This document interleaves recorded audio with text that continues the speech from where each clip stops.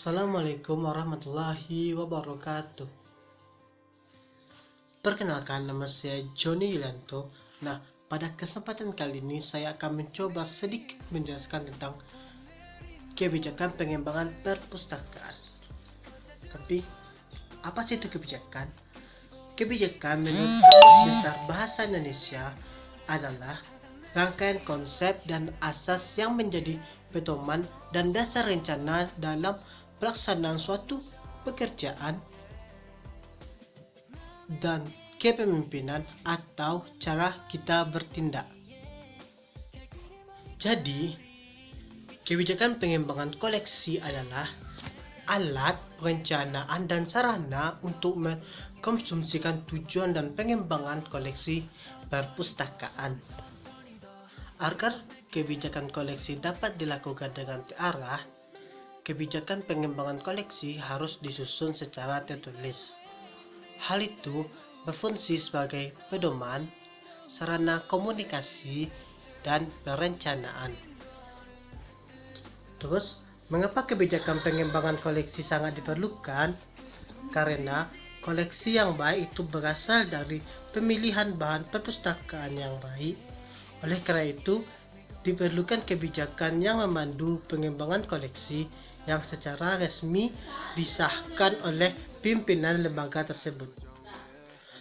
Jadi, perpustakaan memiliki pegangan untuk koleksinya.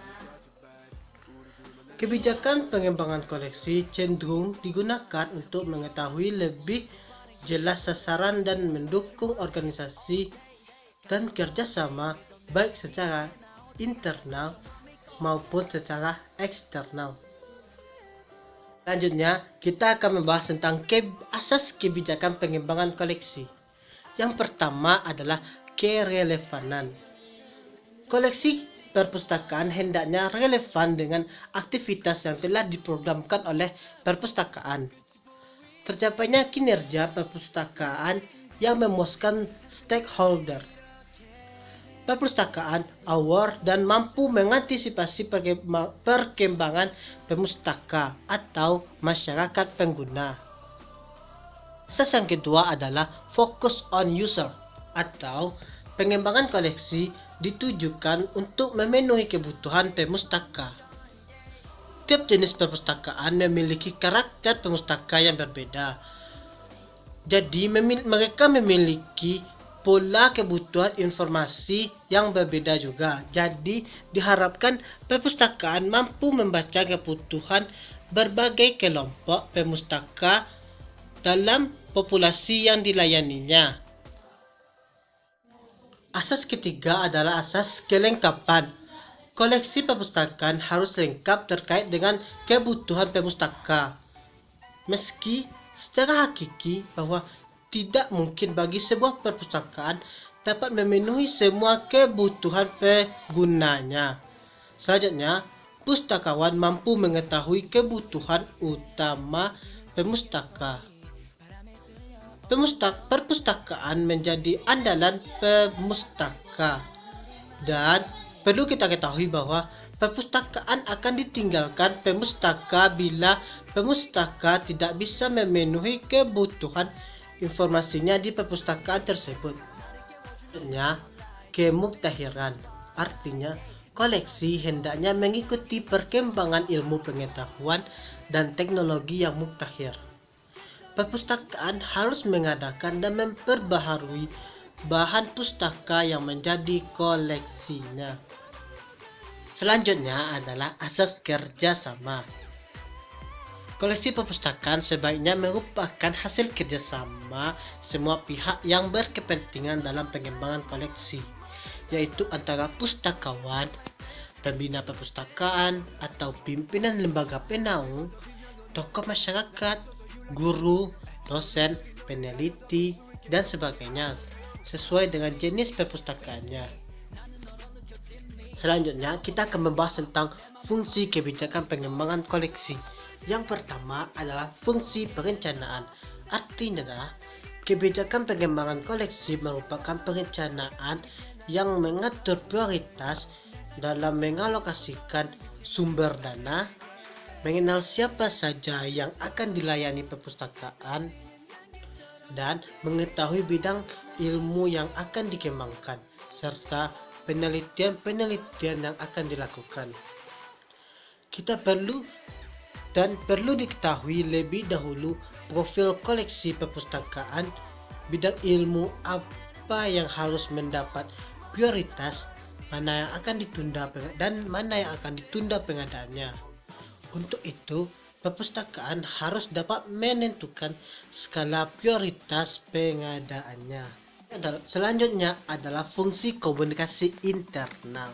Artinya adalah proses pembuatan kebijakan pengembangan koleksi memerlukan komunikasi dengan stakeholder dan diharapkan berlangsung secara kontinu. Kebijakan pengembangan koleksi akan memberitahu pada stakeholder A. Apa cakupan koleksi perpustakaan? B. Ciri koleksi yang telah ada. C. Rencana untuk pengembangan selanjutnya. Apabila perpustakaan tidak dapat mengembangkan semua bidang ilmu yang dicakup secara merata, harus dibuat pernyataan sebagai penjelasan, kemudian disebarluaskan. Kebijakan pengembangan koleksi dapat dijadikan sebagai dokumen pegangan dalam berkomunikasi dengan pihak-pihak internal. Dengan adanya kebijakan,